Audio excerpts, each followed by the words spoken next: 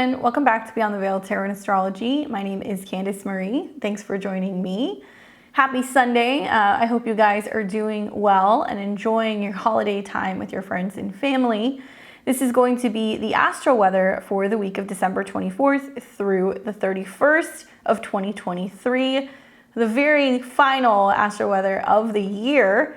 And I'm going to be talking to you guys all about Jupiter going direct in the sign of Taurus today. We're also going to take a look at the other transits taking place this month because we have some action-packed astrology. I'm calling this video a faith-fueled week. If you guys like my content, you want to see more of it, make sure you click the bell button below, give me a thumbs up, and drop me a comment and let me know where you're tuning in from and what you're doing during this very faithful week ahead. I'm so excited to talk about this. I'm happy to be back too, so those of you guys who missed me on Thursday, thank you guys so much for all of your kind words and support. I really appreciate it.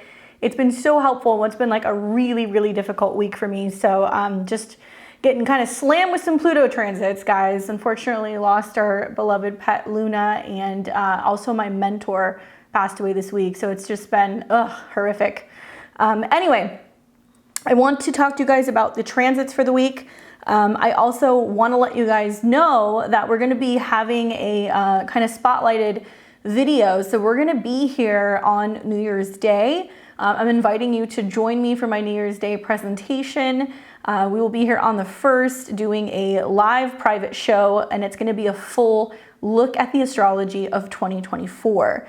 We'll be ringing in the new year and discussing the biggest trends next year. Tickets are $11.11. Click the link in my description if you guys want to pick up some tickets and if you guys want to join me. And if you can't make it for whatever reason, there will also be a playback link so you can watch it whenever you can or whenever you're waking up on New Year's Day. And yeah, you guys will be able to view the presentation live before it's released later on my channel. If you guys have seen my previous videos on New Year's Day, they're several hours long and we do a deep dive into what to expect for the year ahead. So I hope you guys join me. And if you need a last minute Christmas gift, you can give the gift of a reading. Check out my website in the link below in the description. You can head over to beyondtheveiltarot.com. You can get an instant gift card for full hour, half hour sessions, or natal chart readings if you want to ask Santa for one, or if you're looking to gift one for someone else. It's an awesome gift to get an idea of what's coming up for the year ahead. All right, so themes for this week, my guys. There's so much going on. We have a few more confusing mutable squares. So some of you guys might be really feeling like you're having deja vu. We're seeing a return of Mercury square Neptune. We saw that earlier throughout the Mercury retrograde pre-shadow, but Mercury's backtracking and trying to make sense of something. So we're going to talk about that confusing square. I myself have had several deja vu moments this week, so it kind of in the rough of it, at least lets me know that there is something that I'm connecting to and maybe I'm on the right path. I don't know if you guys share that same philosophy with deja vu, but that's how I see it. We're going to see Mars making some positive contacts to the North Node in Aries, helping us march towards our destiny and take action. And it's very much tied to Jupiter, actually, because Mars is in Sagittarius, the sign that Jupiter rules. And this is about putting your faith into action. We're going to have a very emotional and reflective full moon in Cancer. If you guys haven't already caught that video, I put it out. I really recommend taking a look at it because I feel like it's such a positive energy and such a beautiful lunation with some of the aspects that it's making and the moon being at home in its sign. We will also see Jupiter trine the sun, and it'll help us align with abundance and really making moves. The sun in Capricorn, we are now in Capricorn season, so I hope you guys enjoyed your solstice. But this is going to be about taking action and responsibility out in the world, really aiming high for our goals, and setting some long-term plans in the midst of this retrograde that actually started in Capricorn. So watching this trine happen is very similar to the Mercury trine, but I think it's helping us align with abundance. And then finally, Jupiter will go direct. Thank Goddess. Delivering more of the goods from this recent October lunar eclipse. If you guys remember, we had a lunar eclipse in Taurus. Well, this is still playing out as Jupiter goes direct, and we know that when planets go direct, they are free-flowing. We can really experience the energy of that planet in its full effect. And I want to remind everybody this week that faith is a verb, not a vowel, not a noun. A vowel. Can I buy a vowel? Hello. Faith is a verb, not a noun. It requires action on your part this week. Many of you guys know, if you've seen this in scripture, it's referenced several times, that faith is a verb. You have to act on it, right? Faith is a matter of taking action, and we're going to be doing that all week long. So let's go ahead and take a look, starting today on Sunday, the 24th. Happy Sunday to those of you guys who are watching this. I know for those of you guys who celebrate, it's Christmas Eve, so thanks for spending your holiday with me. We wake up today and the moon is in Gemini. The moon is in Gemini. The moon is in Gemini. Communication is key. And you guys might find that throughout the next couple of days, communication is a little challenging, not just because of the Mercury retrograde, but some of the aspects that we're going to see both on Christmas Eve and Christmas Day, which can impact traveling big time. So leave early, check all of your reservations, triple check, make sure that you've got everything in order, check the cars, the flights, phone home, make sure people are going to be around, that they're there to pick you up, all that fun stuff, because there can be some communication breakdown at the beginning of the week.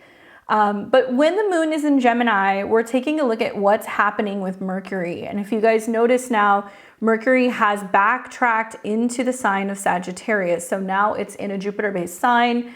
It's in its fall. The positive is that Mercury and Jupiter, this connection of Mercury being in a Jupiter sign is about the bigger picture, okay? So it does give us a little bit more of like an uplifting quality. It does allow us to be more optimistic about things. It is still in the midst of a retrograde, so we're revisiting or revising something, and that will be the theme all week long.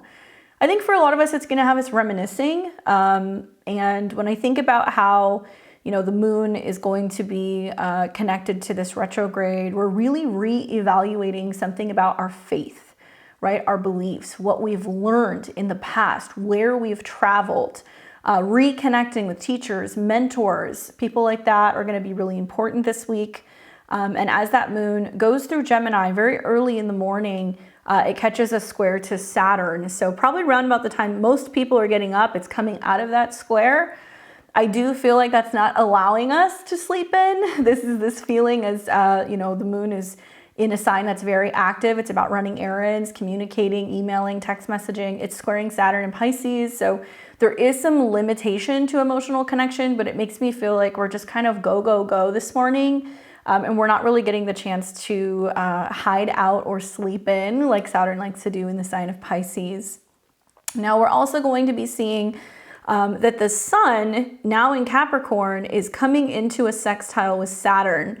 So you want to look at your natal chart. There's a lot of action in Capricorn, not just because the sun is there now, but we've got a Mercury retrograde there. We've got also Mars that's going to be moving in there pretty soon. So this area of the chart is kind of receiving some support from Saturn, or through hard work, responsibility, Capricorn. There is some sense of really feeling like, okay, we're doing our Saturn work, and Saturn is direct. This is at a 2, so you guys might start to feel like the energy is stabilizing a little bit as we're getting closer to, the 24th, 25th, 26th, because that sextile to Saturn gives us some sense of still faith, right? Saturn is in a sign that's associated with Jupiter as well, but it's faith in the unknown. Even though we don't know what's coming next, or we don't know what's going to happen, we're still, I think, remaining focused on being able to achieve our goals, and dare I say, a little optimistic. There's definitely some optimism this week, maybe a little overly optimistic with Mercury retrograde in Sagittarius, but nevertheless, it's still a good transit. That's pretty much it that we're going to be having all day on Sunday. We'll continue to see the moon go through Gemini. And it's not really doing too much, to be honest with you. It's not kind of making contact with anything else quite yet. So this takes us into Monday, the 25th. And those of you guys who celebrate, this will be Christmas Day. I'm going to tell you guys some of the same stuff I told you on Thanksgiving, okay? Remember all of those really uncomfortable conversations about politics and religion and culture and war? We want to avoid those topics at Christmas dinner as well. So if you happen to be one of those really opinionated people, either put on your helmet before you go into your holidays with your families, or maybe just really, be mindful that not everybody is going to share your similar perspective or belief system. I say this because on Christmas Day, we've got this moon in Gemini that is making an opposition to Mars. So it is a little combative. Moon in Gemini wants to share, it wants to show social media, it wants to exchange ideas and information. Sometimes it's like a fax machine. It just keeps sending you messages that you're like, I don't want this anymore, or text messages or spam email. And the opposition to Mars can agitate and irritate people. The moon is also in a sign that deals with documents, communications, siblings, cars, traveling. So watching the moon come into an opposition with Mars makes me feel like there's going to definitely be some intense things going on, being on the road or being in transition. So really be mindful, not just of how you communicate, but be mindful when you're on the road. There can be a sense of people being a little bit more irritated and kind of like rushing around and trying to get things done.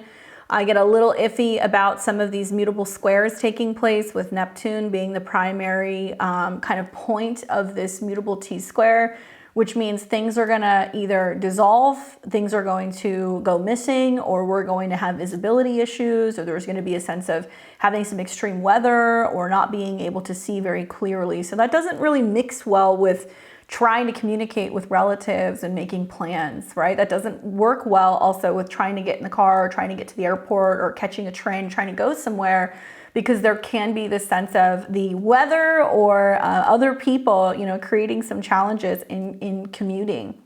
So that's also very expected on Christmas Day. We're really looking at now, as the moon starts to come into an opposition with Mars and then an opposition with Mercury. Mercury's the ruler of Gemini. It's a hot ass mutable mess. I mean, to be honest with you, it's very challenging. Perhaps maybe, especially later in the day when the moon squares Neptune in the evening and then opposes Mercury, there can be a sense of feeling like lost or like forgotten or left out.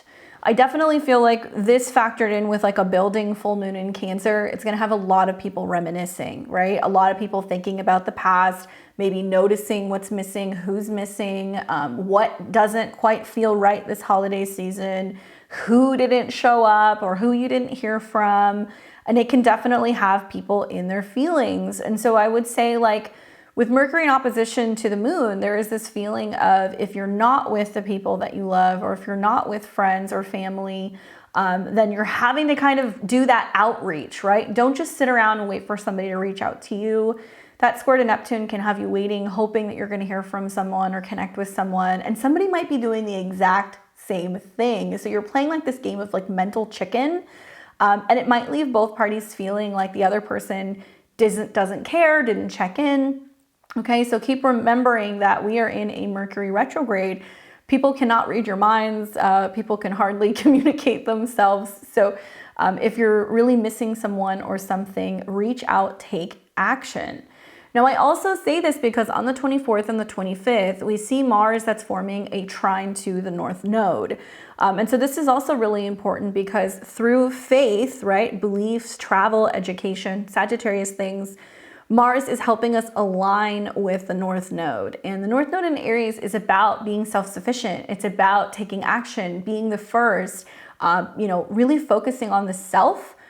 So it's about maybe taking that step forward and, doing things that are going to be maybe out of your comfort zone, initiating, new things as well. I know for a lot of people, Mars in Sagittarius is going to be traveling because it's going through a sign that's associated with airports. But it can also be learning something new, right? It can be venturing to a new place, experiencing a new culture, maybe doing something different this holiday season. But 24th, 25th, there's a lot of action going on right now that's getting us thinking about, how can I learn more? How can I really benefit myself in this new year and maybe perhaps learn to be a little bit more self-sufficient? I would assume a lot of people, just through the retrograde also, are rethinking what do I want to be learning in this next year? Might be asking for, gifts and programs and books and how-tos and, joining, any kind of like certificate programs or anything to be furthering their knowledge and maybe even changing careers. We could see that with the Mercury retrograde, which started in Capricorn. But yeah, that Christmas evening, moon opposed Mercury square Neptune, don't really recommend driving. Stay home, stay safe. Neptune squares don't just promote issues with weather. We also see that we're more likely to have visibility issues because of substances. So we may notice that there are, more people who are drinking and driving. There are more people who are being irresponsible with substances. If you know that there's already extreme weather or visibility issues, maybe think twice, call an Uber, call a friend, and make sure that people are getting where they need to go safely. When in doubt, stay in place. That's the recommendation that I would make.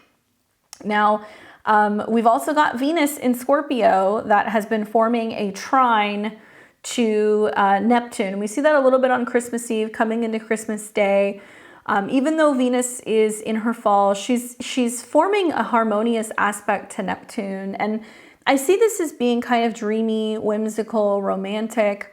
But water trines do promote this sense of release, right? Emotions, sensitivity, psychic abilities.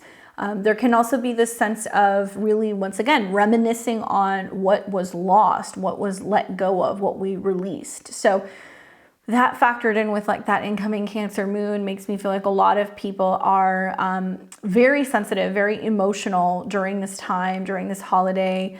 And Scorpio is moving, Venus is moving through Scorpio, which is a sign that deals with death. So there can be a sense of grief and grieving and going through changes and transformation physically and also financially. Now, there can also be a sense of feeling like there is a very generous holiday spirit. There can be people who are willing to give back. There can be people who are almost like little guardian angels that, send things or help or support in one way when needed. So some of you guys might feel like you're having a bit of like a breakthrough where there's some kind of support that comes in here as well. So that's a pretty nice aspect with Venus trine Neptune. Great for music, great for good environment and, drinks and food. But Venus going through Scorpio is a little bit more moody. So there is this sense of maybe having like a more kind of intimate, private holiday time for some people. Lots of watching movies, having wine, being kind of alone and celebrating in a way that might be a little bit more intimate and a little bit more connected and not so kind of like everybody's together. So some people might actually opt for that with this holiday season.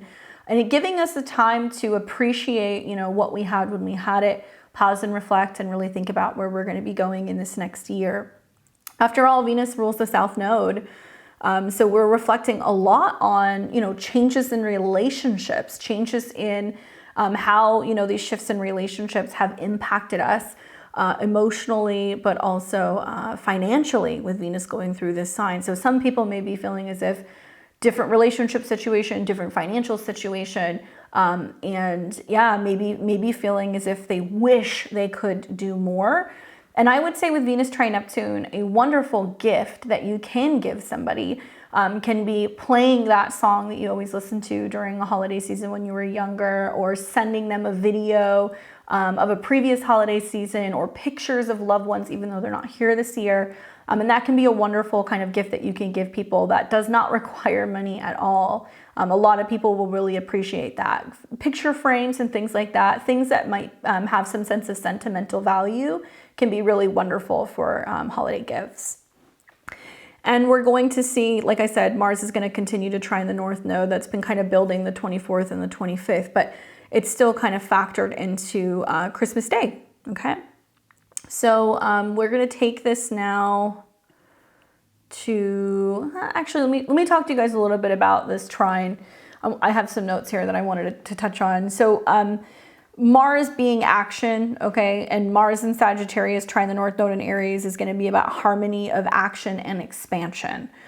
Because, Mars in Sagittarius brings this adventurous, kind of enthusiastic approach to taking action, and the energy is in this harmonious trine with the North Node, suggesting that there is a natural flow between the assertive and adventurous qualities of Mars in Sagittarius and your soul's growth and development represented by the North Node in Aries. So take a look at Sag in your chart take a look at Aries in your chart. There's something flowing between the two. Fire trines are action oriented, so it does require you to do something, or there's some kind of action or event, or some kind of movement or creative project or like romantic endeavor that's fueling the North Node. For me, when I think about that North Node in Aries, I feel like this is about action that's faith driven. This is why I said that faith is it is a verb this week. It's putting an emphasis on independence and a pioneering spirit, because that's what Aries is associated with. And the trine suggests that we may find it more easily to express our Mars energy this week. We may find that we're more enthusiastic and taking action in ways that align with our growth in the area of our chart that is Aries. So look for opportunities for positive expression. And I think this is going to be allowing us to align with some kind of growth in the Aries area of our chart that supports our overall purpose, at least for the better part of like the next year or so, while we have the North Node in Aries. Now, as we're coming into the 26th, which is going to be Tuesday, this is going to be the moon's ingress into Cancer. We're going to see that kind of in the mid-morning. When the moon moves into Cancer, you guys are really going to be feeling that building full moon that's going to be taking place. It looks like that full moon is going to be at 4 degrees, which is a Cancer degree. So it's like doubly Cancerian. And that'll be in the kind of early PM hours. So if you have any personal planets, I would say 3, 4, 5 degrees of Cancer, sun, moon, rising, or personal planet, watch for that full moon. That is going to be bringing some kind of emphasis and an emotional kind of completion. I really like this moon for the most part. I feel like if we're just looking at the moon's aspects and we're following that to a T, the moon making a trine to Saturn is emotionally stabilizing and helping us feel some sense of support, especially, being a water trine. This is a little bit more psychic or empathic. We might feel like there's a sense of emotional relief and like grieving and really letting something go, because Pisces is about completing a cycle and dissolving something. And it's really lovely to see the moon in harmony with the ruler of the sun, Capricorn, which happens to be the polarity of Cancer. So full moons happen every 28 days, and it highlights the polarity between the axis of two signs. So it can be considered a peak point, right? We can see major endings or completions happening around full moons, closing something out, wrapping something up. And obviously with Cancer, it's going to be emotional. It's related to home. It's related to family. If you guys saw that video I put out, I talk about the connection to the Wizard of Oz and how Dorothy is always saying like, there's no place like home. I think after what's been like a really long and eventful 2023, a lot of people are just going to be very relieved to finally have a break and to be home with friends, family, to be traveling, or just feeling like they can take some time to rest and recuperate. And that's really what this moon wants to do with trines to Saturn. And we recognize and realize that there is a balance between the energies of the 4th and the 10th house, that it can't be all work and no play. So some of us will really start to kind of feel the effects of overworking, overdoing it, kind of feeling burnout. So definitely take that time to really nurture your emotions and work through some stuff during the full moon, even if that means you need to catch some extra sleep. Because Saturn in the sign can be about that, but it can also be time to reflect, to meditate, and to be doing some kind of spiritual work. Now, we also see the moon form a sextile to Jupiter, which is stationing at the end of this week, which means like the abundance is coming. We're going to start to see the positive effects of Jupiter waking up. And I love to see the moon sextiling Jupiter, which is the place of Taurus, the place of the moon's exaltation. And then Jupiter also is exalted in Cancer. So there's some beauty beyond just the sextile, which is like this lazy 60-degree energy where they're supporting each other. There is more of a sense of this Taurus kind of Cancer energy really coming through, which is how do we connect more to nature? How do we focus more on grounding ourselves? The medicine of Taurus is about connecting with the element of earth, putting your feet on the ground, being in nature, having a healthy, solid meal, having some sense of security physically or financially. And then Cancer can be about emotional nourishment and home and family. So it's a really beautiful moon for the most part, outside of that building mutable square. But I'm really kind of digging it. And I hope it's a good one for you guys as well, because I feel like there's so many positive aspects to this. Really kind of putting the grand finale on what has been probably several days leading up throughout your holiday season, regardless of what you celebrate. This is kind of that cherry on top that's like, oh, finally I can relax. You know, I'm at home where I feel like I'm at peace. So we'll be feeling that all day, really. I mean, until the moon leaves Cancer, we're still in the full moon energy. So even if we take this to the 27th, which is going to be Wednesday, this is where you guys pull out your big red markers and you circle Wednesday, because I'm going to tell you guys something. Wednesday is like a day, it's like an all-star day. Pretty much a mass majority of the bigger transits that I'm really focusing on will be kind of taking place on Wednesday. So much stuff to kind of unpack here. So like I said, in the background, we're still feeling the effects of the full moon. Till that moon goes into Leo, we're still in full moon energy. So we're going to see a couple things happen here. One is we're going to pick up the energy of the moon in Cancer squaring Chiron. So we're going to be feeling like, okay, maybe we are focusing more on our emotions, our home, our family, and we're more aware or sensitive to our wounds, or to where our need to reflect on the past is bringing up something that we need to take action and working on. Put yourself in a situation of going back home, visiting family. You know what I'm talking about? Everybody's sitting around the dinner table, or everybody's kind of, you know, poking fun or making jabs at each other. People might be a little bit more sensitive during this time, okay? So just be mindful of that. We are also going to be seeing that the moon is eventually going to start to come into a square with the nodes, although that may be later in the evening going into the 28th. But when the moon squares its own nodes, there are kind of karmic events that happen, things that kind of pull us out of the south node and push us more into the north node, or we may even feel like a little bit of like a limbo. And I think I would say that anyway, with that full moon being in Cancer, you know, at 4 degrees, it wasn't creating a grand cardinal square, but by signs it was, because we have the north and the south node here. So there's a lot of action and kind of turning points. We're going to see the sun come into a trine with Jupiter, which we see twice a year. Basically, this is where some of our goals and some of our desires, some of our, responsibilities, our actions are really coming into positive alignment with Jupiter, which is about physical, financial, or self-esteem growth. This can mean that some people are really pleased with their financial situation or with their professional situation, that there is something that is really starting to play out in a positive way, really aligning with, more abundance. Really, that's what the end of this week is going to be about, with Jupiter going direct. If you happen to have any planets around 4, 5, 6 degrees of the earth signs, I think you're going to find this especially sweet. Quite literally, the sun in Capricorn, regardless of where it is in your chart, is really shining a light on tradition, responsibility, long-term goals, parenting matters, things involving our careers. Yes, many of you guys may not necessarily be working if you're taking time off over the holiday, but this to me seems like people are optimistic about what the future holds, especially when it comes to their long-term, responsibilities out in the world, their public status. That trine is really sweet, especially at a 5. I feel like it's great for creativity. It's great for romance and spending time with your family, especially younger people, and having a good time. So if you have kids, this is like the post-Christmas time where everybody's playing with their new toys and their gifts and their this and their that.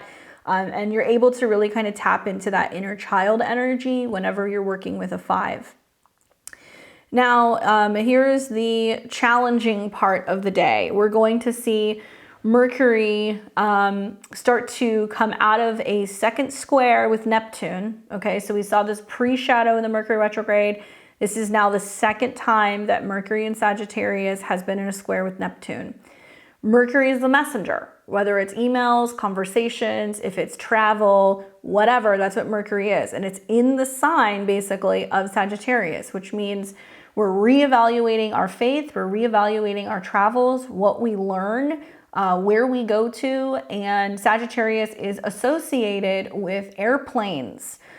So I could see a lot of people who are like trying to go to and from places, and there is some issues or some major delays due to weather.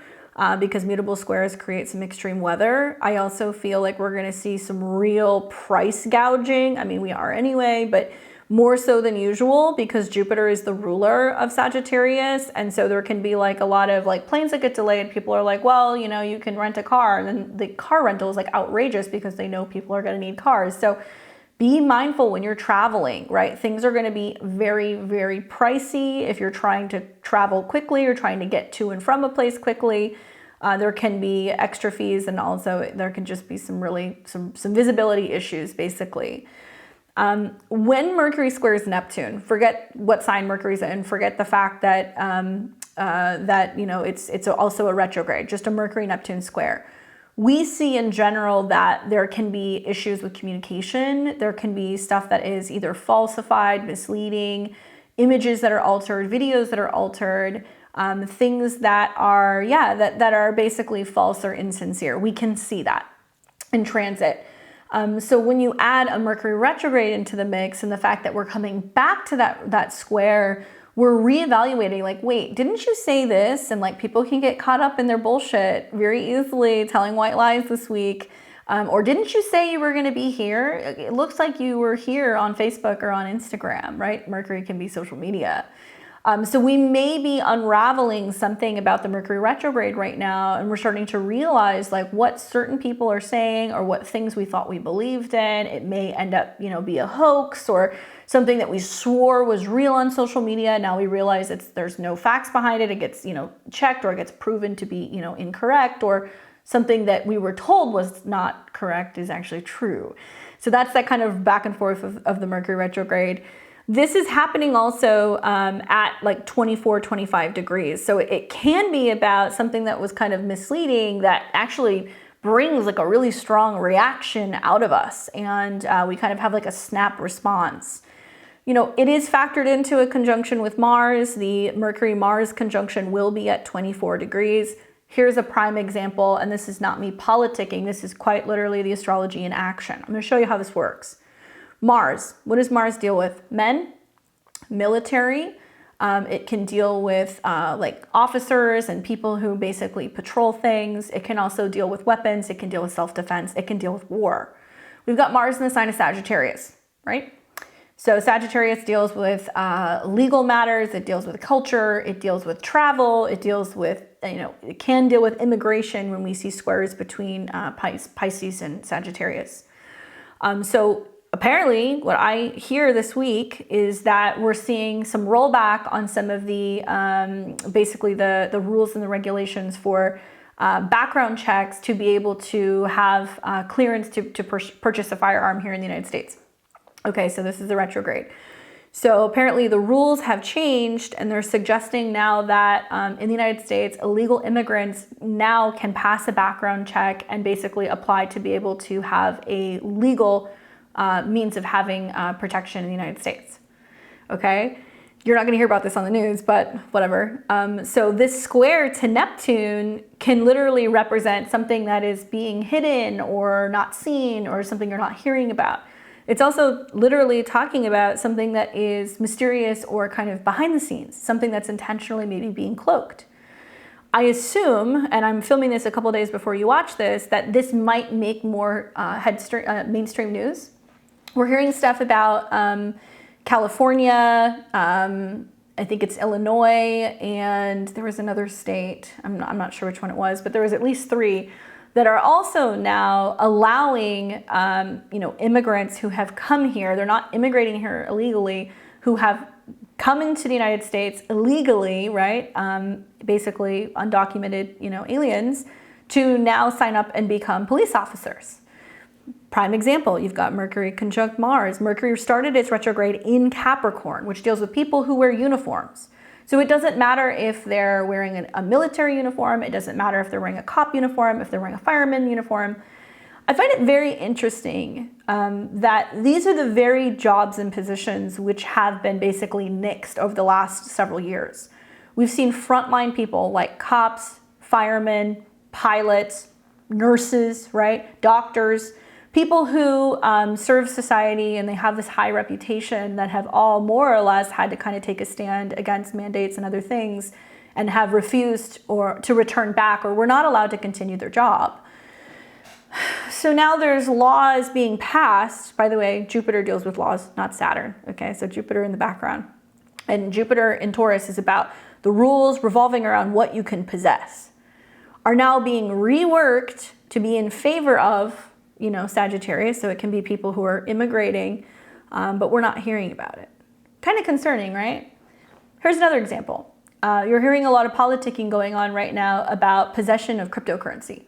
What we can have, what we can hold on to, right?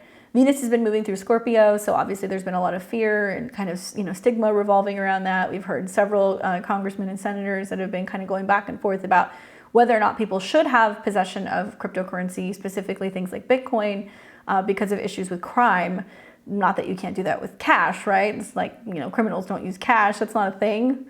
But these are some prime examples. And so really I feel like Mercury in Sagittarius can definitely, especially in its retrograde, it can make a mountain out of a molehill. So we need to kind of see what's going to play out this week. But I'm looking to see what's going on with laws and what's actually being brought out in the media recently. Okay, and once again, not politicking, but we're seeing that, Trump was removed from being on the ballot. This particular retrograde is actually going over President Trump's moon that's in the 4th house. So it's about a back and forth in regards to, I think, his family relations. I think it can be about his public reputation. It can be about things becoming more, kind of in the spotlight. And usually moon in the 4th house is pretty private, but he happens to be born on a full moon with a 10th house sun, Uranus, and Gemini. So I do think we're going to hear more about the back and forth about the ballot. And there's definitely been a lot of just people on media who have been discussing and talking about whether or not that is legal. It doesn't really matter if you agree with that or not. I've been listening to, several, political kind of talking heads, and some of them are even people who are running for president in the election, who have said essentially, once you do this, right, we are basically losing democracy. We are not, I guess, like working as like a republic. We're not having a say in who we're getting to vote for. And so if so many people are really against, Trump, why are they not being given the opportunity through voting Mercury's ballots, right? And why are they starting to dissolve or remove potential people who have the ability to run or to be seen for public office? This is the Mercury retrograde in Capricorn. So all of these things are kind of playing out. I would love to hear your thoughts. You guys know sometimes I kind of interject some of the things that I'm seeing in the world. And regardless of who you vote for, I don't really care, because I'm going to get people who are going to be pro-Trump. I'm going to get people who are going to be anti-Trump. I happen to be one of those people who feel like it's kind of the lesser of all evils. And we're in a situation where I'm borderline convinced that we don't really have a say, that some of these things are kind of being controlled by puppet strings, by things that are much bigger than the political theater that we're actually watching. When we get so overworked and stressed out mentally and confrontational about arguing or debating who should or should not be president, or who deserves it, or who should run or should be removed from the ballot, we're really missing out on the bigger picture. Is that right now it might be happening to a political figure that you don't align with. But what happens down the road if it ends up being somebody that you do want to vote for? It's a bit of a slippery slope, right? So I think that's really what the discussion is going to be about. I think that we're going to hear more about this, and I'm curious to see if this is going to go to a higher court. And if it does, it might be a really interesting, situation for the Supreme Court. And I guess we'll see what happens. But I want you guys to think about what happened on November 27th, because round about that time was the first time that we saw Mercury come into a square with Neptune. So as Mercury backtracks, it's trying to make sense of something that went missing or some kind of misunderstanding. Now, Mercury will conjunct Mars, right? And this is all about thinking before you speak, right? Or we're reflecting on, what actions we've taken in the past, or where we got angry. What I love for this energy is forgiveness. Yeah, I think the squares to Neptune can be about being compassionate, apologizing, saying, hey, I didn't have all the facts, or, I misjudged the situation, or, I'm sorry, I haven't really been around, now I'm taking action and reconnecting. So if you're trying to make amends, or if you're trying to clear something up, or if you're wanting to clear the air, it can be wonderful for that, especially because Mercury and Mars are in superior position coming down and kind of hammering, you know, Neptune, basically saying like, you know, you can no longer kind of hide these situations. And it's going to take, you know, religious people, spiritual people, teachers, mentors, professors, judges, all of these Sagittarian people to stand up and be like, this is what you're not seeing, right? Or it could take pilots. I think we might see more revolving around pilots and airlines who are bringing up some of this stuff as well. I think really trying to expose some of the swampiness of both Saturn and Neptune and Pisces, but especially Neptune. This square is going to be happening also at 24 degrees, although we're going to see it kind of bridge into 25. The Mercury-Mars conjunction in itself is about retracing things that we've done or things that we've said. And the square to Neptune, as Mars comes in, is going to be about where we are feeling like we're losing energy or losing power or losing motivation. You guys want to be really, really, really careful with burnout. You want to be really careful with rushing through things and just rushing through signing stuff, especially legal things or things that involve travel. Yeah, just make sure you're reading all the fine print anyway during a Mercury retrograde. But with the square, this is like an extra, like, you know, kind of getcha moment. Do reflect on the past and what you've learned and really think about looking before you leap. Neptune squares prove to be confusing and intentionally misleading. Watch for conflict and confusion with faith, culture, travel, courts, and reversals of sorts. And remember that the North Node is ruled by Mars. So as we have this Mercury-Mars conjunction, we are reflecting on what we're hoping to actually achieve or start or do in the Aries part of our chart. And a lot of that might be materializing actually in the spring of next year. But nevertheless, the trines give us the opportunity to have the faith, to learn the lessons, to connect with the people who can best direct us in terms of kind of getting back in check with ourselves or being more physically active or initiating new things. Now, remember also that when we look at these particular degrees, we generally round up. So it's kind of confusing, but I'll try to break it down. The Mercury-Mars conjunction will be at 24, so that's a Pisces degree.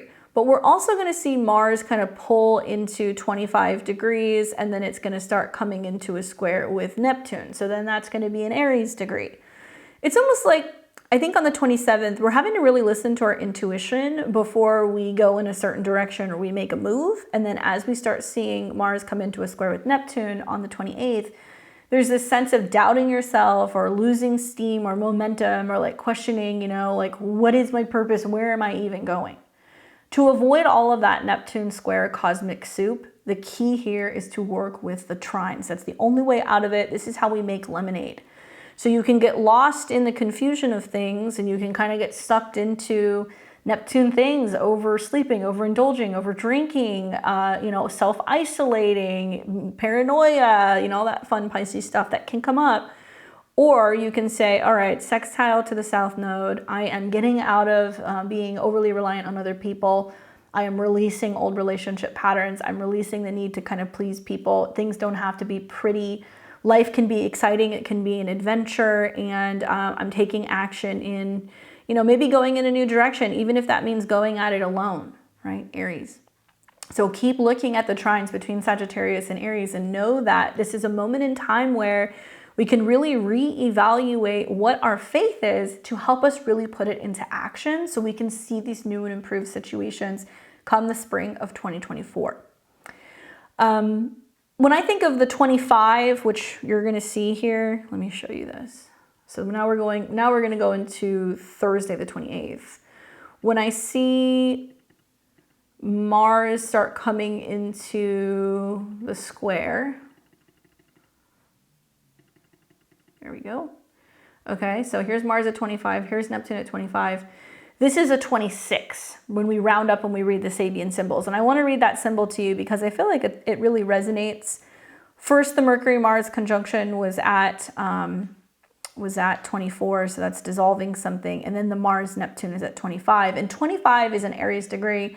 It's the third degree of Aries if you follow degree astrology. It's about troops, it's about movement, it's about self-defense, it's about action, it's about military stuff.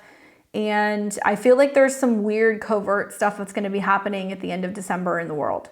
I don't know if it's going to involve air stuff or if it's going to involve water. It can be both because of the square, or where there's something going on where airplanes are circling or going around coastal cities or things like that. But covert action, secret war, false flags, these are the kinds of things that we see with these squares between Sagittarius and Neptune. And I think it can also be about campaigns. You know, in the background, in the back of my mind, I think about how, you know, Jupiter is the dispositor of this, and Jupiter and Uranus are getting closer and closer and closer. Now, it's safe to say in 2024, as we see that conjunction in April, this can be some radical, you know, boom and bust cycles financially with the banks. But I also think about how I personally have noticed, and many of you guys have messaged me about that movie that's on Netflix. I don't even know, what is it, like Leaving Life as We Know It or something? I don't know. It's just, I don't even want to watch it. I haven't watched it yet. I've only watched the trailer. But I guess the kind of theme of this movie with Julia Roberts and other people is that, like, the internet goes down, and yeah, it's like a future in the United States where, you know, people are basically kind of in the midst of, I guess, like this like end times apocalyptic like civil war where, yeah, we don't have connection to the internet, and yeah, it looks a little colorful. But I think about how there seems to be a lot of almost like weird predictive programming going on. Like, we've been bombarded, and I first noticed this with Oppenheimer, with themes revolving around like nuclear war and things that could blow up, very kind of Jupiter Uranus. And then that movie comes out, and then there's this other movie coming out in the spring that's titled Civil War. It's like a civil war where, you know, people are asking each other in America, like, well, what kind of an American are you? And then we hear things about, like, what's his face from Facebook, who's building a bomb shelter, you know, underground, that's like, you know, for the ages in Hawaii to be able to survive a nuclear blast. All of this stuff is very much connected to the Jupiter-Uranus conjunction that's coming.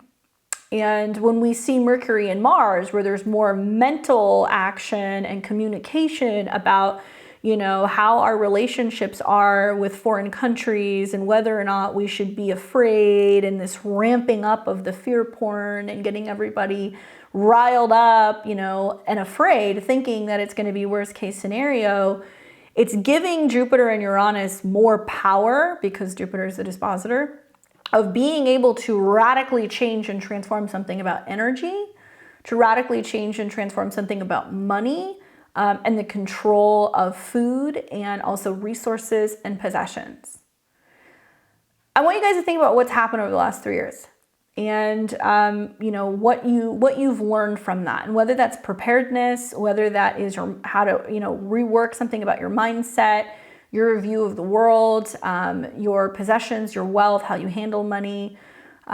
Because I think that there's some stuff that's coming out right now that is creating a lot of hype with the Mercury-Mars trine the North Node, but it's also creating a lot of fear and paranoia, and almost like normalizing the fact that these inevitable, you know, crises may come, and so it's just going to be important for everybody to kind of give up their freedom. If Jupiter is all about law and Uranus is all about freedom, freedom needs to be the lay of the land. Like, that's what we have to have in the future. So I do hope that people are not just going to be talking about, oh my God, this is worst case scenario, these things are going to happen. I hope that people are talking about ways to be able to band together and create communities, to ensure that people have freedom when it comes to their food, their resources, their power, because it's about creating those communities which are going to be more valuable, I think, than money itself in the future. On the 28th, we're also going to see that moon in Cancer right before it leaves Cancer. It's going to trine Neptune.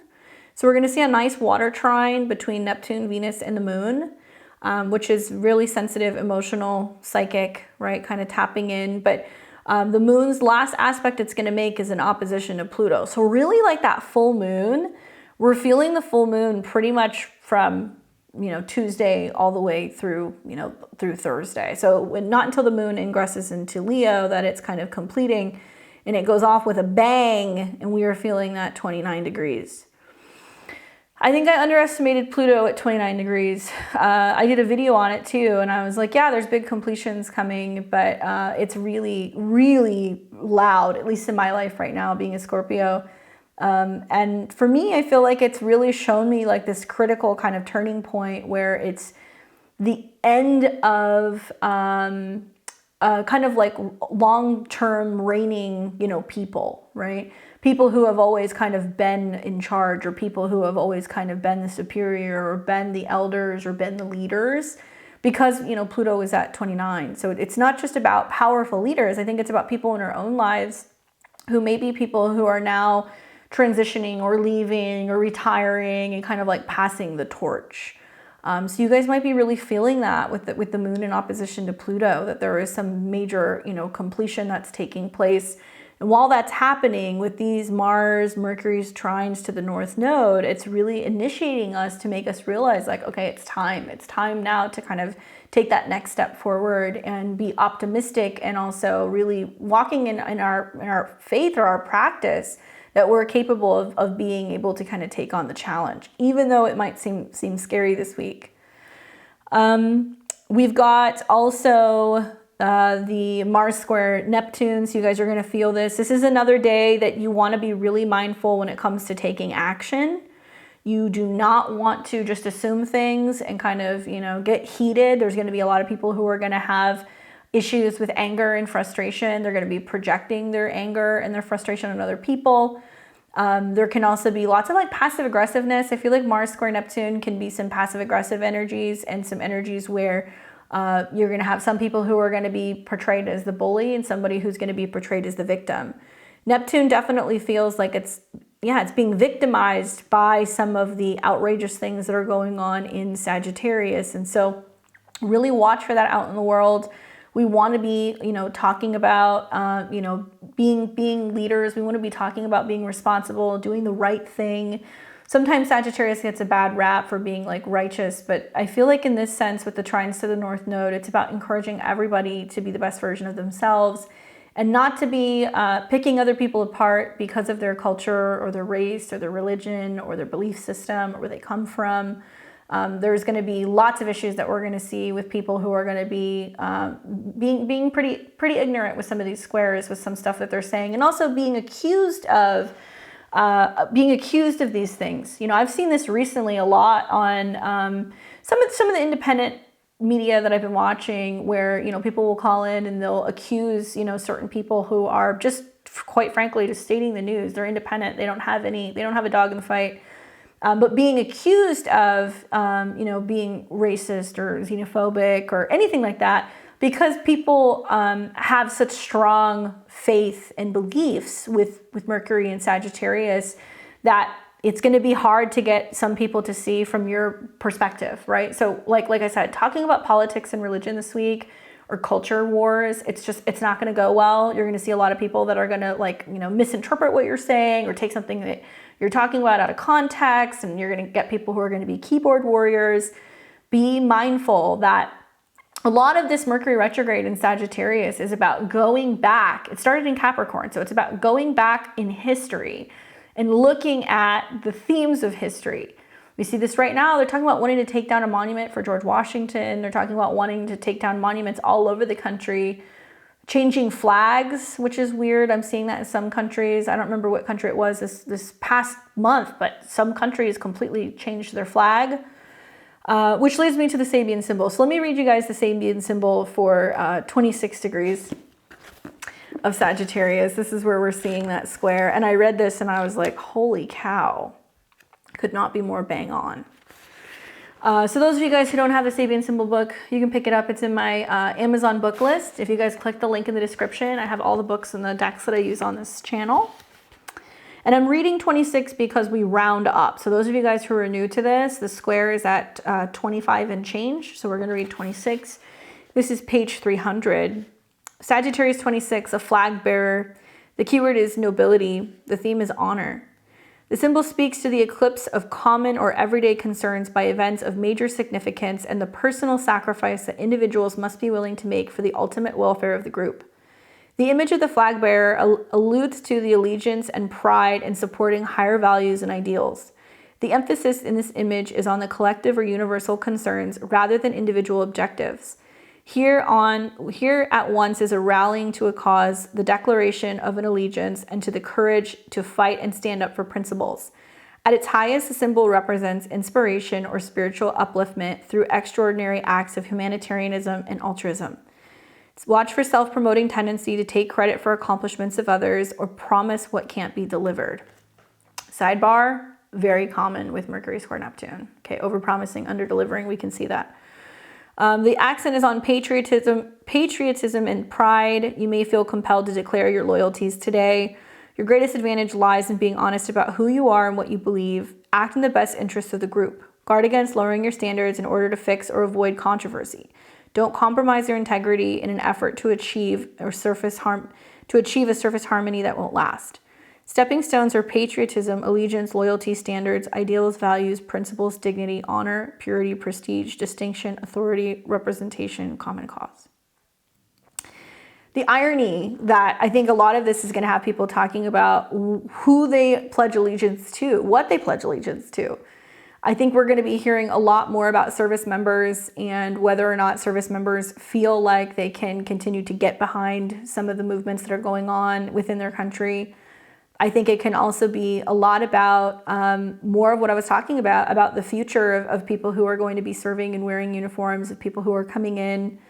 I think you're going to hear some very loud voices about people who are very proudly kind of talking about their beliefs and their opinions and really trying to cancel out the noise of being, called some, number of names and terms that I won't mention. And really it's like where people I think are getting kind of beat down for just being patriotic and honest about who or what it is that they support, right? I always get a little iffy whenever somebody is talking about their belief systems and what they support, and other people are really quick to, call them names or assume that they're being, racist or transphobic or homophobic or xenophobic or what. I mean, you pick your term. When we lose the ability to debate and when we lose the ability to show our personal beliefs or our national kind of connection, we start to lose it.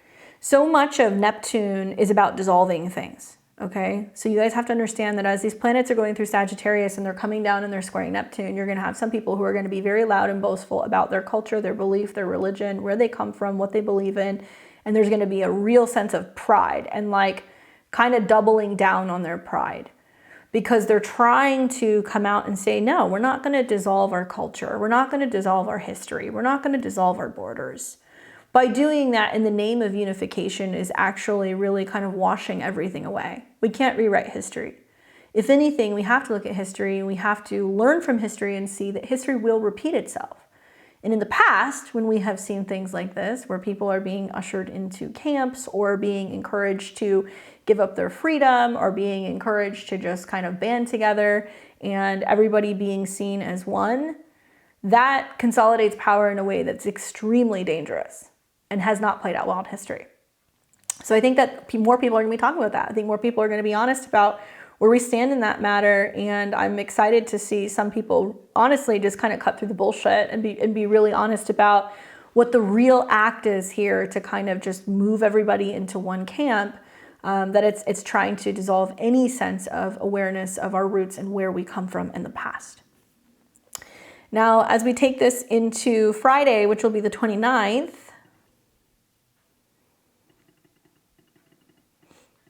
we're going to see Jupiter goes direct this day. Hooray. And it's interesting. Jupiter spends about a month at this degree. So no, I take that back. Hold on a second.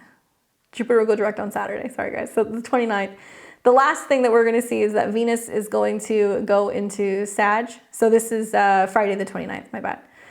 Venus goes into Sagittarius, so Venus changes signs. Yes, we like that. So Venus is now moving through a sign that is a fire-based sign ruled by Jupiter. It's going to be more about culture and travel and diversity, having fun, having adventure. I could definitely see like a lot of like long distance relationships and things kind of playing out in connection to this, especially now that we have Jupiter as the dispositor of Venus. So we're definitely going to feel this like uplifting energy when it comes to relationships and finances. And we're going to see, before that ingress, Venus will sextile Pluto. Okay, so it's almost like, here, let me show you. Venus at 29 feels very critical, and then Pluto at 29. And Pluto being the dispositor of Venus is like we're feeling like a cycle or something is like completing right here. So this will be Friday morning. And then Venus goes into Sag. So if you happen to be a Sag, Sun, Moon, or Rising, great for you. Also, if you're a Venus-ruled chart, so my Taurus and my Libra risings, you're going to feel that pretty strongly. And as we know, Venus will start coming into a square with Saturn. So you guys want to be mindful.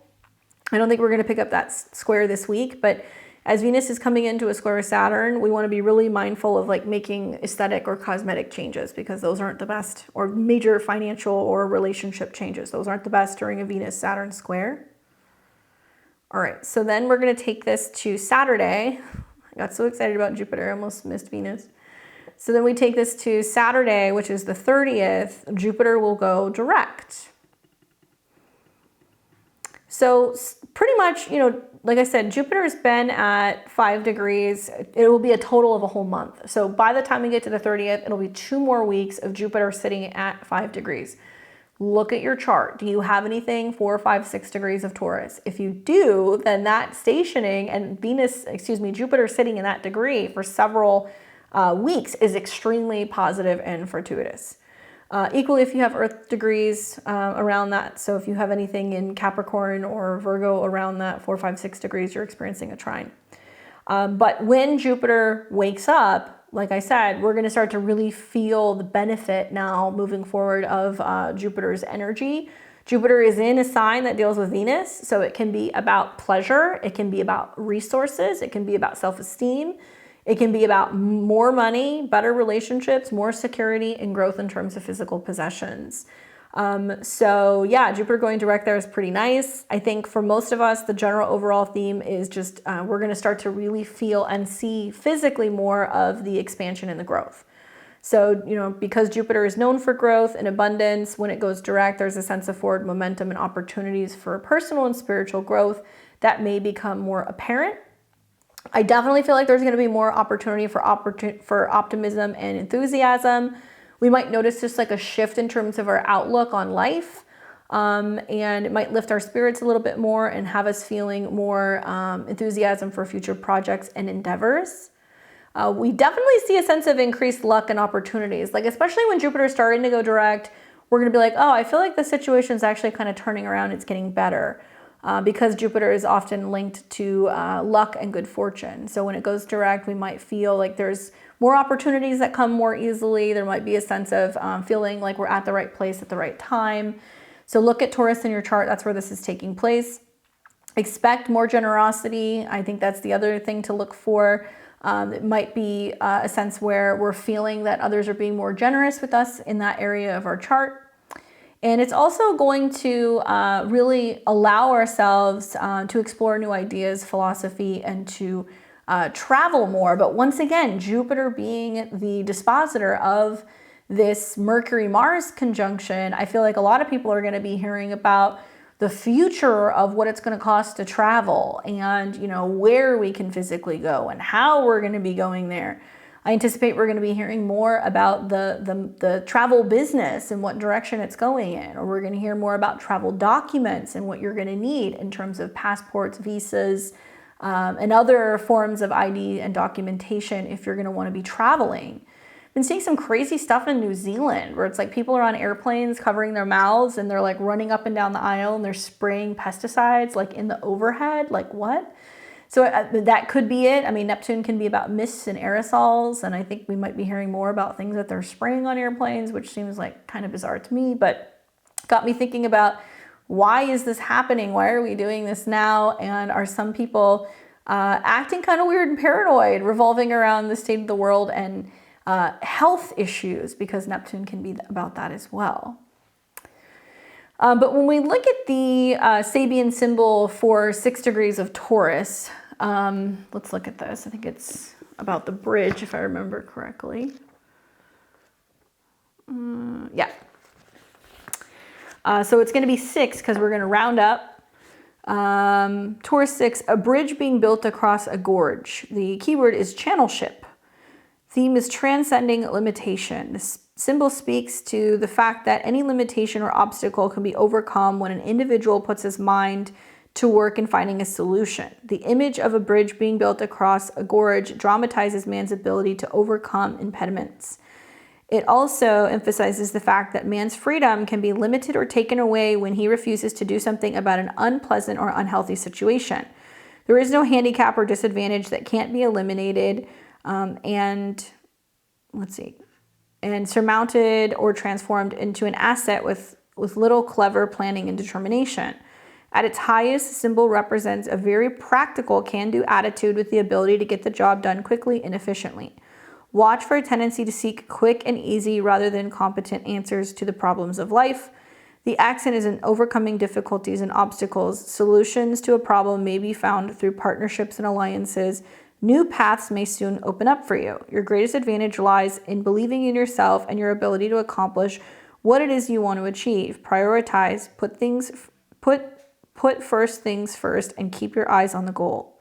Guard against trimming to excess or taking shortcuts that could turn out as pitfalls. Avoid temptation to skimp on quality to save money or eliminate something that may be critical to success just to save time. Acting too quickly may be regretted. Asterisk, asterisk, asterisk. I would say that to you guys anyway with the Mercury Mars. But interesting how it talks about overcoming challenges. It talks about losing your opportunity to do something, or something may be taken away if you aren't willing to let go of an unhealthy situation. Having a can-do energy and believing. Stepping stones are linkage, connection, merger, unification, effort, ambition, passage, transition, overcoming difficulties. I love it. Definitely Jupiter being at a 5, it does have some sense of needing to kind of get up in degrees before you're really going to see the benefit of it. I keep telling myself it's like about finding the silver lining. It's like making lemonade. It's like, this is a difficult situation, but what am I learning from it? And this is a little different now that we've got Venus that's going to be in Sagittarius when it goes direct, because it's all about what we're learning, right? What we've been learning about some of these difficult times and how it's teaching us something that's very valuable.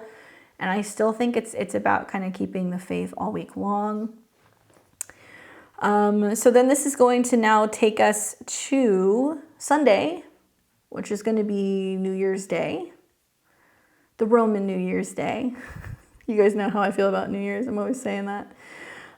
We start the morning off on Sunday with the moon entering into Virgo. And the moon will start coming into an opposition with Saturn. So we're going to feel restricted, limited. When the moon's in Virgo, we're like, we got to get stuff done. We need to get things organized. I could definitely see New Year's being a time where people are like very health focused going into the new year. That seems to be a theme in general, but even more so with the moon being in Virgo. We're going to see the moon come into a square with Venus. So we may feel as if we have some responsibilities and things that we need to do, which might be conflicting with like the need for pleasure. And then we've got the moon in opposition to Saturn. So we've got a mutable T-square that's going to be setting up here. It looks like you're going to start to feel the Venus square Saturn.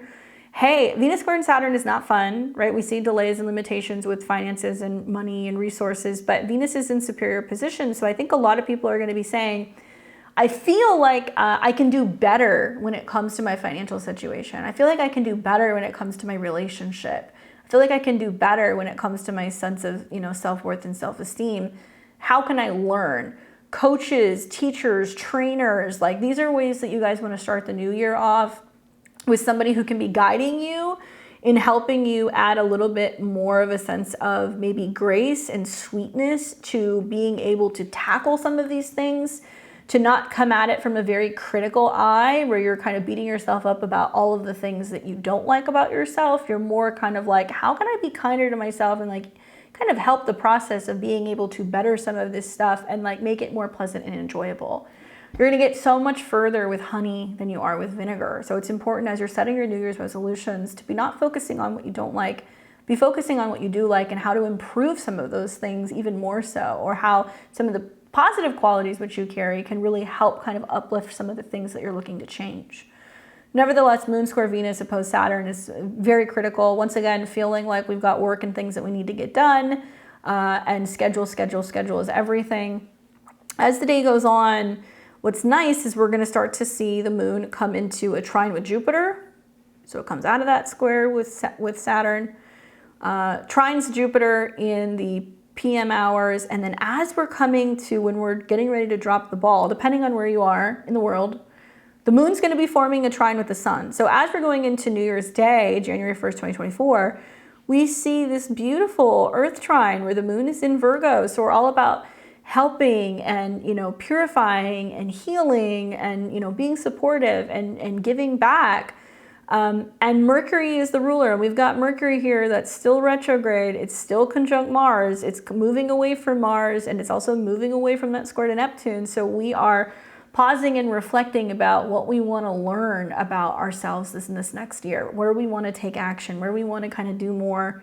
I think it's going to be a year of learning. I think this is also an indication that there's definitely going to be a lot changing in this next year. Once again, I know I'm beating a dead horse when it comes to travel. Mercury's starting to drop back down into a trine with the North Node again. We see that a couple times throughout the Mercury retrograde. This is actually the degree Mercury will station at. So when we get to New Year's Eve, on New Year's Day, Mercury stations and we end the retrograde. So it'll be done, thankfully. Still in some difficult aspect, but I love that trine to the North Node because it basically says the whole last week of this month, we're really pausing and reflecting about what we could have, how sweet and abundant life could be. So I want you guys to be really thinking about how you can rework some of that stuff when it comes to your New Year's resolutions. I will say exercise caution with your travels this day and watch for some gnarly hangovers on January 1st. And I don't say that because it's New Year's Day. I say that because look at the moon. So we see the moon start coming into a square, okay, on the 1st. I'm kind of sneaking ahead a little bit, but the moon's going to come into a square with Mercury and Mars. So we are maybe regretting some of our past actions. Maybe we are still at an airport. We're delayed. We can't get back, home. We're having to call in sick to work. Virgo does deal with delays, accidents, and healing. And then it's going to come into an opposition with Neptune. So it's like, my goodness, some people can really overdo it to the point where it's like you're down all day long on the 1st. So take that into consideration. Really think about that as you guys are celebrating your New Year's, because it's like you might be down for a whole day or two going into the 2nd, right?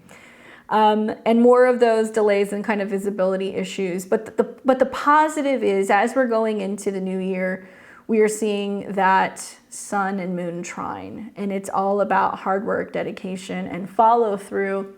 And I could definitely see some people really looking at it as, okay, as I'm going into New Year's Day, I'm already in the process of taking responsibility when it comes to having better health and better habits. I could definitely see a lot of people who are wanting to spend the 1st getting up and feeling like they're doing something productive. If you're not somebody who subscribes to setting intentions on New Year's Day, don't worry. There's plenty of time that you're going to have right when we're getting into the lunar new year, or when we're getting into the astrological new year in the spring. We're going to have some eclipses in Aries that are going to be conjunct Chiron. So it is time to kind of get on the road with healing ourselves. So there's plenty of opportunities. And also, just looking kind of into the future, when Mercury goes direct and then starts coming into a trine with Jupiter, that's another really good time to be setting intentions, especially with Mars and Capricorn. Heck yeah. So January 18th-ish is still doable, right? We're kind of coming into the Sun-Pluto conjunction where we're ready to make a change. So look for all those windows of opportunity still going into next year. All right, so I've been talking at you guys for a minute. I would like to just show all of you where Jupiter is going direct, because I feel like we could all use a little bit of a Christmas miracle. So let me show you where Jupiter is going direct for each and every one of the 12 rising signs. As always, I am a Western astrologer. That is what I practice. When you see me do these presentations, I'm doing this for the whole sign, for the rising signs. So to make the most of my predictions, what you want to listen to is your ascendant sign first. That's going to tell you where in your life Jupiter is going direct. That's going to start bringing you more abundance or more sweetness. Equally, I recommend listening to your sun and your moon sign because that can give you a little bit more of extra insight to what you need for your career, your overall happiness, maybe your home or your family. Choose your own adventure. You can listen to your progress chart as well. I personally like to use Placidus. That's just me. So if you're a Placidus user, you're going to want to look for the house that has 5 degrees of Taurus in it. You may have to listen to more than one sign. It may be an ascendant sign that doesn't resonate with your natal ascendant, but you want to see the exact house that Jupiter is in, if that makes sense. If all of this sounds like Latin to you, consider booking a reading with me. Click my links below. You can head over to my website and book a one-on-one reading with me. I'd love to talk to you about the transits in your chart or your natal chart. All right, so let's take a look here. And as a reminder, the people that this is affecting the most, obviously Taurus, Sun, Moon, or Rising, because it's happening in your sign. And then secondly, we want to be looking at Sagittarius and Pisces rising because you guys are ruled by Jupiter. Especially those of you guys who have any placements in Taurus from 4 to 6 degrees, you are going to be having a Jupiter conjunction, which can be extra positive, extra sweet. There can be lots of growth that can be going on in this area of your chart. All right, so let's take a look here at my Aries and Aries rising. You guys are going to have Jupiter going direct in your 2nd house, which deals with physical possessions, money, resources. Okay, so obviously having Jupiter go direct in your money house is positive because there can be a sense of finally starting to feel like there is some growth and there is some abundance that's coming in. That's the long and short of it. Jupiter represents also your 12th house, which is about behind the scenes, hidden things, and faith. It also represents your 9th house, which is about your belief system. It can be about education. It can be about travel. So some of you guys might be getting ready to pull the trigger on paying for a course, buying some tickets, getting ready to go somewhere. Maybe there is some shifts happening revolving around your beliefs about money and finances. Certainly the Mercury retrograde in Sag has been bringing a lot of this up for you. And it can just be about future plans as well of where you're hoping to go and what you're hoping to do. But I think that there can be some positive kind of money stories that can kind of be playing out for you guys in terms of your overall sense of wealth, health, and also your self-esteem. Good luck, Aries. We've got Taurus and Taurus rising. You will be experiencing Jupiter going direct in your 1st house if you're a Taurus rising. For all the Taurus placements, it's positive. Jupiter can definitely bring too much of a good thing. It can bring extra sweetness, but it can also bring extra sweets, extra pounds. It can bring a sense of optimism, renewed faith, and the need for adventure or change or transformation. Now, Jupiter in the 1st house is going to, I think, maybe shift your mood a little bit and have you really optimistic about embracing change because Jupiter rules your 8th house of change, transformation, and joint resources. Maybe you're optimistic because there is some positive change or growth going on with your joint finances. Maybe it's just about the way that you're looking at death and rebirth cycles because of that connection to your 8th house. Jupiter also rules your 11th house of goals. So to me, it seems like you're really optimistic about your future goals. Maybe there's opportunity for traveling with friends and spending time with like-minded people. Maybe this is about you having access to new resources. And Jupiter crossing your ascendant is kind of like the beginning of a new 12-year cycle. So it is saying, okay, now we're more optimistic about where we're going in the future. In the background, these eclipses in the 12th house do talk a lot about faith and also learning to let some things go and embracing new chapters and kind of like working or doing more work behind the scenes. So it can be about some kind of spiritual work that's unfolding. But for you, I think the Jupiter going direct is about a sense of renewal of faith and some big changes in terms of your either appearance or your belief system. Good luck. We've got Gemini and Gemini rising. You are going to be experiencing Jupiter going direct in your natal 12th house. This is all about spirituality, travel, behind the scenes, higher education. Jupiter has associations with your relationships and also your career.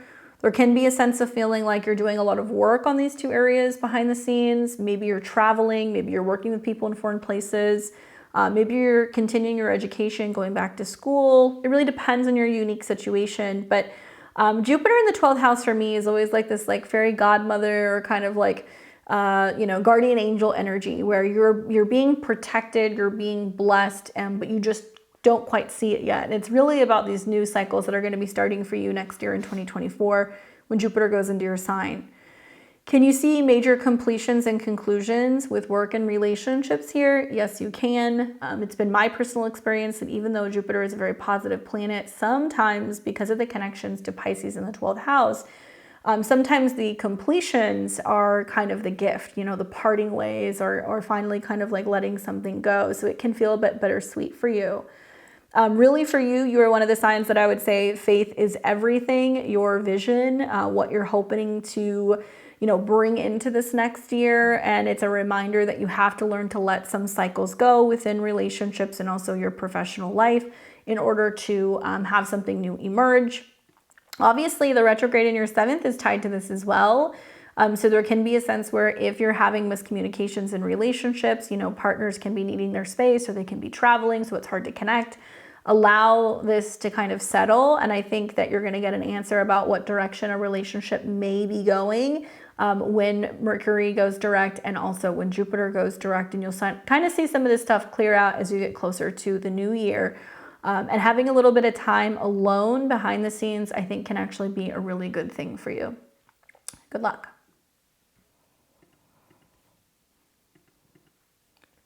We have Cancer and Cancer rising. You are going to be experiencing Jupiter going direct in the sign of Taurus in your natal 11th house. For you, Cancer, this is all about this sense of having more faith and optimism about your future goals and also about your friendship, some kind of growth that can be happening with friends. Now, Jupiter is connected to your 6th house of daily routine, work, and habits. It's also connected to your 9th house of travel, education, and your belief system. I've heard a number of Cancer risings that have made new friends, joined new groups, they're starting new healthier habits. Maybe the people that you're meeting are helping you kind of network and providing opportunities for new work or new jobs. These are the kinds of things that you're going to be seeing.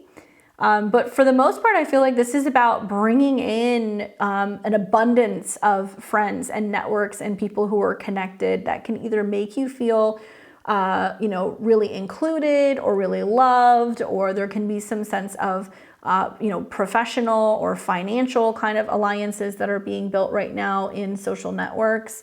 That's really shifting maybe something about the way that you look at your overall purpose or your long-term goals when it comes to your health and your career. I've seen some Cancer risings also that have like joined new fitness groups or health groups or maybe self-help groups or other things that are kind of helping you get things in order. And you're really thriving in some sense of like group support. But Jupiter going direct here is wonderful. And you're also going to benefit from that full moon that's going to sextile Jupiter. It might really have you in your emotions or your feelings in a good way because you feel like you have the support of other people. Good luck. We have Leo and Leo rising. You're going to be experiencing Jupiter going direct in your 10th house. And if you happen to be a Leo that's around 4, 5, 6 degrees, prepare because Jupiter going direct is going to square your sun, moon, or rising. Jupiter squares can sometimes be too much of a good thing, or it can be a lot of growth at one time that's impacting other areas of your chart. Jupiter going direct in your 10th house is about bringing some sense of positive shifts in regards to your career. You're going to start to see career growth, or maybe where you've been working hard, you're really starting to reap the benefits of this. Jupiter has connections to your 8th house of other people's money and resources and your 5th house of creativity, self-employment, expression, and children. So some of you guys are really loving having a new creative business or a new job. Maybe you're getting ready to launch your own business, or maybe you're venturing into being self-employed. If you've been awaiting getting a review or a raise, it may reveal itself now, and you may have access, or more so access, to other people's money. I'm loving the fact that at least you have Jupiter and Saturn sextiling, where maybe you have felt limited in regards to other people's resources. Now you're starting to see things unfold, and like maybe you had to work harder in order to receive more. But there is like a sense of like pride that's happening with Jupiter being in your 10th house. Pride for what you've created, pride for what you take care of, pride for your own, you know, personal sense of creativity and what you're kind of sharing and expressing with the world. And it does feel like with this retrograde that's taking place in your 5th, there's a lot of reworking or reflecting on how you want to share what you've been working on with the world, or your state of your relationships, or maybe what you're doing for hobbies. And you're trying to find a way to kind of bring more of that into your professional sphere, if that makes sense. But yeah, it can be very, very, very, very fortuitous for Leos and Leo risings, and it can represent a sudden status change and there being some huge kind of growth in the professional realm that could definitely pay pretty well as well. Good luck, Leo. We have Virgo and Virgo rising. You're going to be experiencing Jupiter going direct in the sign of Taurus in your natal 9th house. This is obviously a fellow earth sign. So if you happen to be early degree, 3, 4, 5, 6 degrees of Virgo, sun, moon, or rising, the trine is particularly positive for you. In fact, Jupiter going direct looks like it's going to go hand in hand with the moon in your sign. So something about some kind of change in your emotions and tapping into your faith, and also like what's going to bring you the most happiness. Pay attention to your moods when Jupiter goes direct, because I think that's going to give you some insight. I also think that, Jupiter being connected to your 4th house of home and family and your 7th house of relationships, you're becoming more optimistic about the bigger picture of where you see these things going. Things like where you could live, how your family could be, whether or not you would relocate. Are you relocating for school? Are you going somewhere else? Is family coming to stay with you? How can this change that's currently going on either in your home or family base actually be about kind of the bigger picture of where your life is going, like further developing relationships or education. I know there's a lot going on for Virgo risings right now. The Mercury retrograde from your 5th to the 4th, a lot of you guys are either moving or having to go back home, or you're rearranging something about your current home. And it does impact very much so your relationship with other people. So there can be the sense of being like, okay, what's happening on the home front? And like, whether or not you feel like this is impacting your relationships or vice versa. Jupiter going direct in the 9th house. If you've been waiting to complete a program, if you've been waiting to plan travel, if you've been waiting to get married or participate in some kind of a ceremony, some of these things can now move forward. But I think it's going to be extremely fortuitous in regards to people who are wanting to expand their home or their emotions in some way. Good luck. For Libra and Libra rising, you're going to be having Jupiter go direct in your natal 8th house. Jupiter is associated obviously with your 3rd house of communication, ideas, things that you learn, podcasts, YouTube channels, short distance travel, connections also with siblings. And Jupiter also has associations with your 6th house, which is going to be about scheduling, health, and timing. Okay, so let's put it all together. When Jupiter goes direct in the 8th house, you have more of a likelihood of having access to more money. The 8th house can be things like your partner or your spouse getting an inheritance or getting a raise. It can be things like also finally, wrapping up something revolving around debt or paying something off.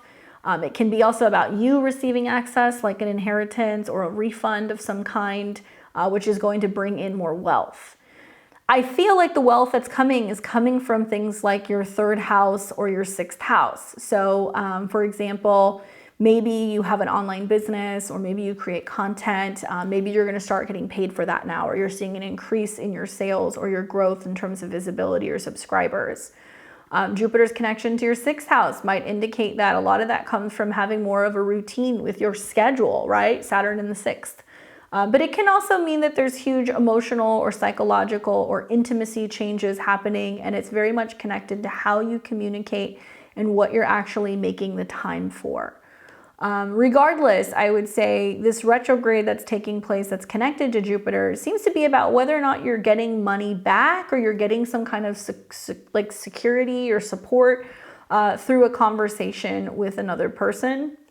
as an example for me, the retrograde really has been about making changes in communication. Obviously had some slip ups with the schedule, with the squares to my 6th house, but it's also been about moving from one place to the next, and then, getting the house ready so we can get our security deposit back, right? That's very Jupiter going direct in the 8th house. So just an example.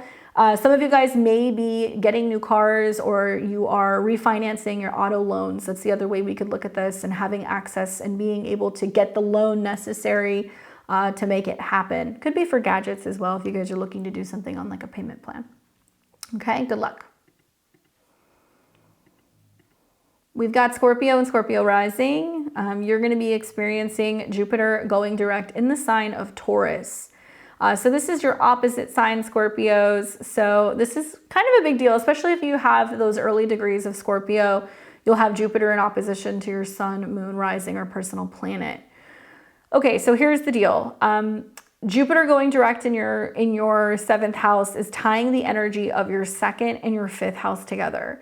So the 2nd house of personal finances, resources, values, obviously money has been a huge topic for you, Scorpio, because you've had a Mercury retrograde in this area of your chart. Now Venus is here and the ruler is going direct in the 7th. So to me, it looks like there is some big completion going on revolving around your relationship with money, or your relationship to yourself and your own personal value. Or it might mean that this is about some kind of positive shift that's getting ready to come in with a relationship with another person. Now, yes, the 7th house can be romantic relationships, marriage, but it can also be your kind of like what you sell, right? If you sell something, or if you have a product or a service, it's your marketplace. What you put out there, and finding someone or something to kind of pick up what you're putting out. So if you have your own business, if you sell something, especially relating to Sagittarius, like travel or coaching or education, there is some sense of these things kind of coming full circle, and you're able to kind of figure out how to kind of best get what you want from these particular products. If you're a single Scorpio or Scorpio rising, Jupiter going direct is going to basically like open up the likelihood that you're going to meet someone. In the background, Jupiter is sextiling Saturn in your 5th house. So the more that you're focusing on self-love and what you need to feel safe and secure in relationships, the more that partnerships can grow. This also means that for those of you guys who are in existing relationships, if there has been some relationship issues, Jupiter going direct can kind of clear that up. It can bring more positivity and kind of like harmony to relationships. And Jupiter's connection to the 5th house can be about experiencing true love, meeting the love of your life. It can be about having joy and harmony in a relationship, meeting someone significant, and there can be themes revolving around marriage, engagement, expansion in relationships. Obviously a little difficult with Uranus being there, because some Scorpio risings are still feeling the rumbles of like on and off relationships. But Jupiter is going to be now heading towards a conjunction with Uranus in the spring. And what this basically means that there's going to be some profound shift in a relationship of some kind. The shift can be positive, like, huge growth financially together. It can also represent, partnering with somebody, and it can be a very kind of like abundant partnership. Changes in relationships through children because of, the connection with Jupiter in the 5th house. So it really depends on your unique situation. Some people who are realizing that they're on the fritz in relationships, a lot of this Mercury retrograde has been about reorganizing money and finances and things. If you are kind of heading down the path of having changes, sometimes Jupiter in the 7th house, especially when it's been retrograde, has been ending one phase of a relationship, and it can be bringing a new one in. So let me know. I'm curious to hear what Scorpio risings are kind of going through with that Jupiter transit. We've got Sag and Sag rising. What's up, Sag? So your chart ruler, Jupiter, is now going to be going direct. Hooray. So this is really good news for you, because Jupiter rules you, your body. Look at this Sagittarius. It's in your 1st house. Looks like there's a lot of reworking, revising what your goals are, how you communicate, what you need, what your health is like, right? And there's a ton of squares to Neptune and Saturn, which means you're learning to release the past, letting go of family issues, letting go of responsibility for family drama. Maybe there is a sense of you feeling like, people aren't hearing you, correctly, or they're, things are being kind of taken out of context, and you're kind of getting frustrated with family or home situations. Here is the key. When Jupiter goes direct in this degree, it's already about overcoming things. And when Jupiter goes direct in your 6th house, which is about overcoming hard work, dedication, sacrifice, delays, accidents, health, all these issues, like you're going to start to kind of look around and go, okay, now I'm coming out the other side. Now I can kind of get my health in order. I've overcome some of these difficult situations, and you're going to probably start to see that there's more work that's coming in, right? So Jupiter and Uranus are going to collide next year, and that's going to be about maybe expanding your workspace. Maybe you become, an entrepreneur. Maybe this is going to manifest as you having a new routine or breaking out of old habits or old patterns. Everything here, because your 1st and your 6th house are kind of getting activated, is about your health, your body, your habits, your routines. So maybe you're starting to see the effects of the fact that you've been working more so on your physical or on your mental health, and you're seeing how they like impact each other, right? Can this bring a new job? Yes. Can this bring, better habits? Absolutely. Jupiter's connection is to your 4th house as well. So a lot of this is about happy home, better habits, better organization. You're going to see more productivity, taking care of your emotions, right? You're going to feel like you're feeling a lot better, and you're going to able to have like better habits in general, right? Better schedule, more opportunities for productivity. And for me, it looks like it all starts in the home, maybe in the kitchen. So what are you reorganizing within the kitchen space? Or it can be about just better tending to your emotions and your emotional needs in your family. I think a lot of this is like cutting ties with the past and not repeating old patterns and focusing on how you can move forward into the future. Good luck, Saggies. I hope it's a good one for you. We have Capricorn and Capricorn rising. You're going to be experiencing Jupiter going direct in the sign of Taurus in your 5th house. I love this transit for you guys. So for starters, the 5th house is about the things that we love. It's about romance. It's about having fun. It's about creativity, children, self-expression, okay? Jupiter rules the 12th house, which is about hidden influences, things that are subconscious, spiritual, kind of behind the scenes.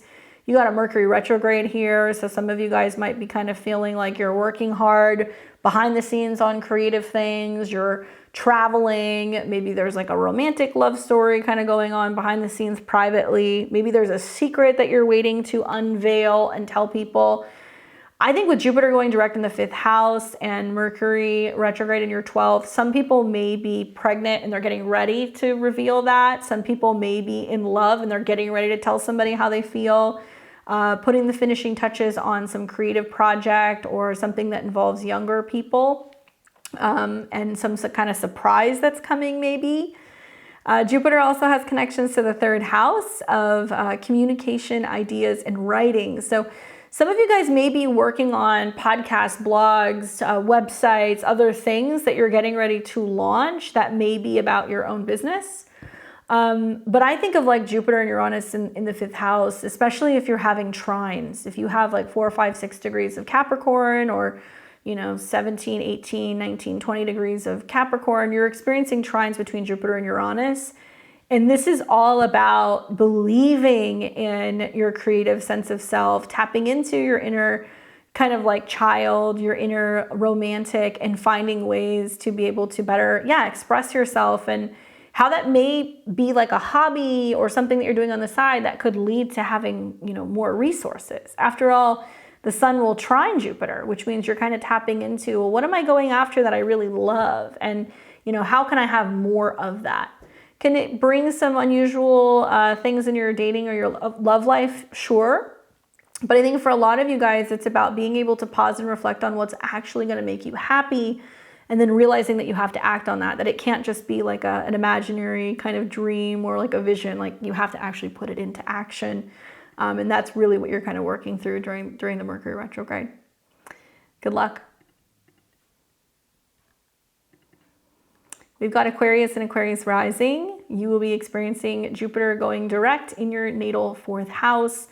And the same thing that I said to Scorpio and Leo and Taurus, but the other fixed signs, you're experiencing a Jupiter square. So you can feel like Jupiter's influence in your 4th house of home is, having like an impact on relationships, your career, and also on you, because it's a square. So what can I say about this? Well, Jupiter deals with your 11th house of friends and goals. It also deals with everything connecting to, I guess I would say kind of faith and belief about what you value, right? The connection to the second house with relationships. Now, if you work with a friend, if you are bringing money in with a friend, maybe if you are investing in buying property with a group of people or with family, or maybe you're having friends come and stay with you to visit, these can all happen with Jupiter in your 4th house. But really, it's expanding something about your home, your roots, or your family. So I think of Jupiter in the 4th house as when people get additions, or they buy bigger homes, or they move to foreign lands, or they find out that kids are getting married, or that babies are being born. Something where there's some kind of growth going on with the home base. With Jupiter's connection, I think it can be, you know, the sextile between Jupiter and Saturn, that you are really being more frugal or more cautious with your spending because you want to buy a home, or you want to have, you know, valuable things in your home, or you're wanting to give something to your family, or there's some kind of responsibility for your expenses. Some of you guys are trying to save money because you're wanting to move or relocate. Some of you guys are looking at buying land, so it depends. But I would say the positive manifestations of Jupiter going direct is that your goals revolving around home and family and the financial capabilities of being able to grow these things are very positive, and you're going to start to see this here very soon. I will say that now Jupiter is on a one-way track, okay? It is just running until we get to April into this conjunction with Uranus, and that is your chart ruler. So it does tell me that, like, you may find yourself living in an unconventional way, or with a group of people, or with family, or helping family move or relocate, or there's some, you know, shocks and surprises going on with the home base that's going to be happening in the future. But to me, it looks very positive. So right now, it's a lot of having the faith that financially, you know, you're going to be able to kind of swing whatever change is coming, and that it's going to be good for all parties involved. Good luck. And then we have, last but certainly not the least, we've got Pisces and Pisces rising. How's it going, guys? Obviously, Jupiter is your traditional ruler. I look at Jupiter and Neptune for you, but Jupiter still is not a bad planet to have as your co-ruler. And Jupiter is going direct in your 3rd house. So this impacts both you in a sense of your appearance, your behavior, your body, but it's going on in the 3rd house. So I think it's about how you share, how you communicate, how you learn. Can this bring new vehicles? Yes. Can this bring moves? Absolutely. Better communication with siblings? Yep. Especially with Jupiter in a sextile to Saturn, I feel like so much about your communicating better stems from better boundaries. I feel like so much about your growth in a sense of education, or maybe your online presence, or what you're learning stems from your commitment, right, with Saturn in your 1st house. Jupiter also rules your career, and there's a lot going on here, Pisces, with a Mercury retrograde in your 10th house, some conjunctions and some squares. Yes, likely you're going to be feeling like superiors or bosses or people at work are just like constantly coming at you. Like, it just feels like there's a lot of responsibility and a lot of pressure right now with squares to Neptune. But the key here, right, how we want to make lemonade is we want to communicate clearly with other people.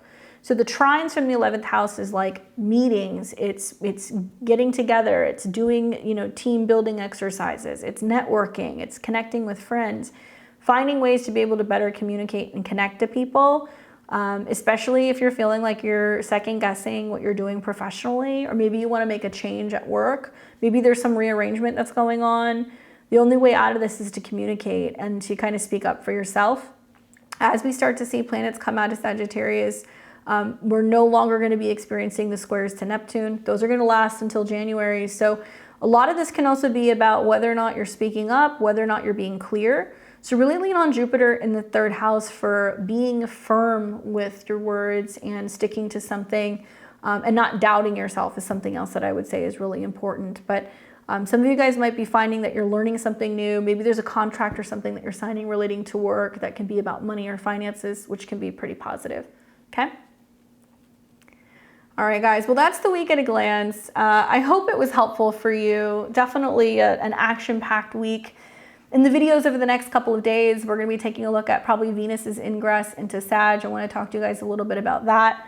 And I've got some other stuff that's in the works as well. I hope you guys enjoy your holiday season and have a fabulous time with your families and your friends. I'm wishing all of you guys a happy new year as well. I hope 2024 is as positive and exciting as it looks. And once again, I hope you guys join me for my New Year's Day show. We're going to take a look at everything in 2024. Click the link in the description below if you guys want to pick up tickets and donate to my little New Year's party. I promise you I will be here this year. Oh my gosh, last year was a nightmare. I got food poisoning and I had to reschedule it, but I promise you I will be in bed early. I will be there on New Year's Day.